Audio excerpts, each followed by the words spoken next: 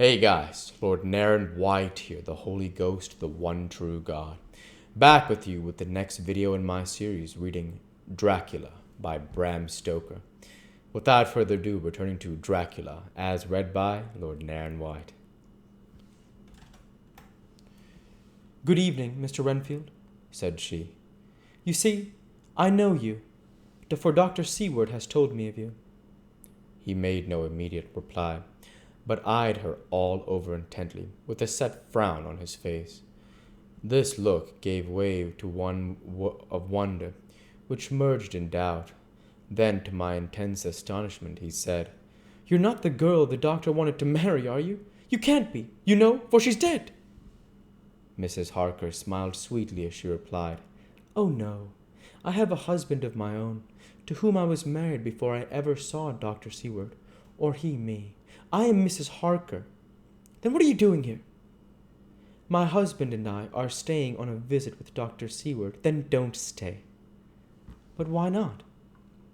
I thought that this style of conversation might not be pleasant to Mrs. Harker, any more than it was to me, so I joined in.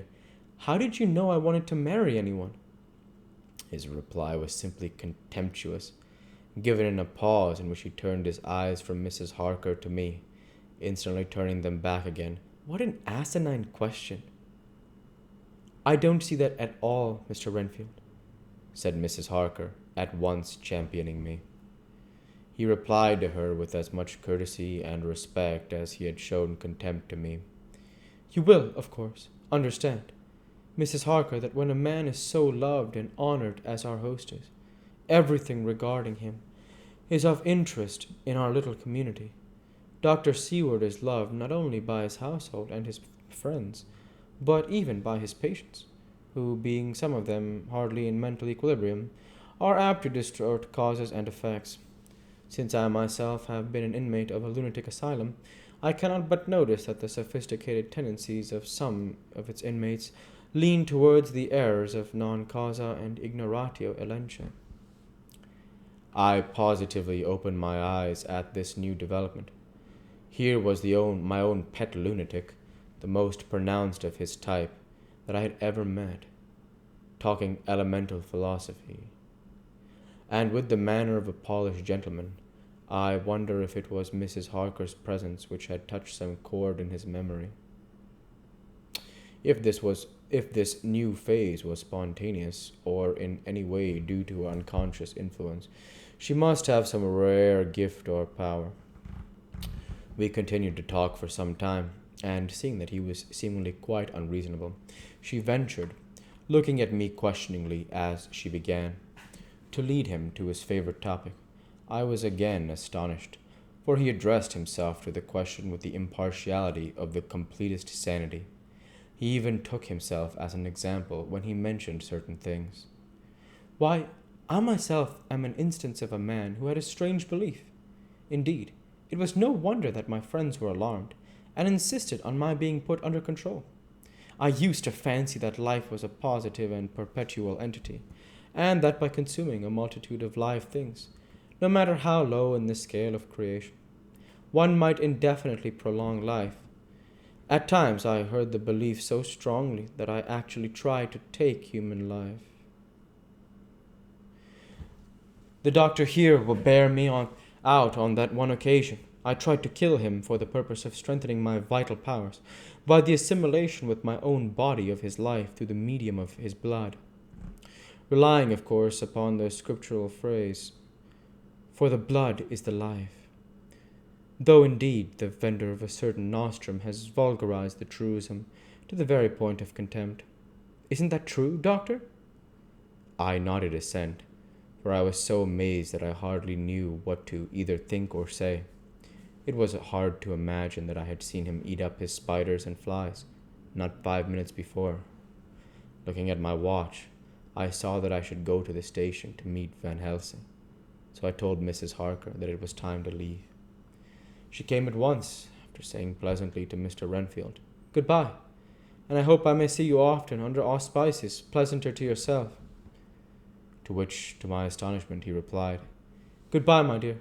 I pray God I may never see your sweet face again. May he bless and keep you."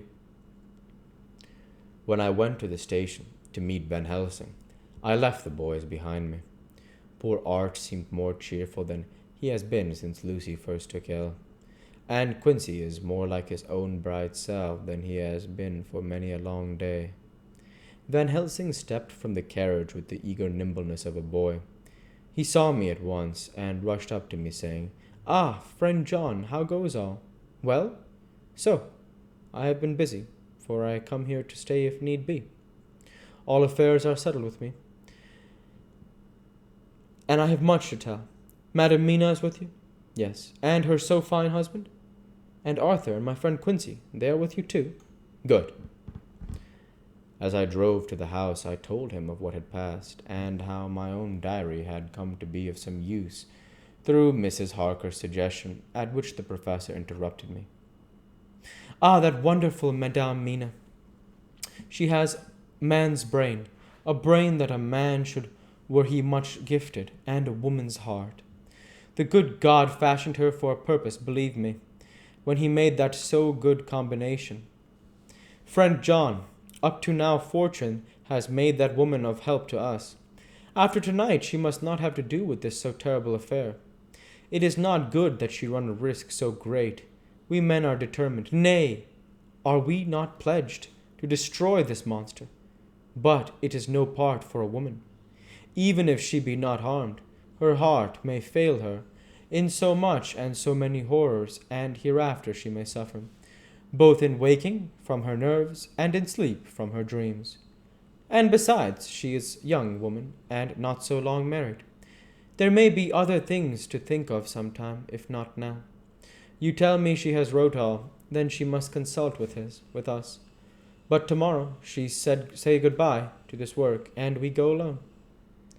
I agreed heartily with him, and then I told him what he had found in his absence, that the house which Dracula had bought was the very next one to my own. He was amazed, and a great concern seemed to come on him. "Oh, that we had known it before," he said, "for then we might have reached him in time to save poor Lucy.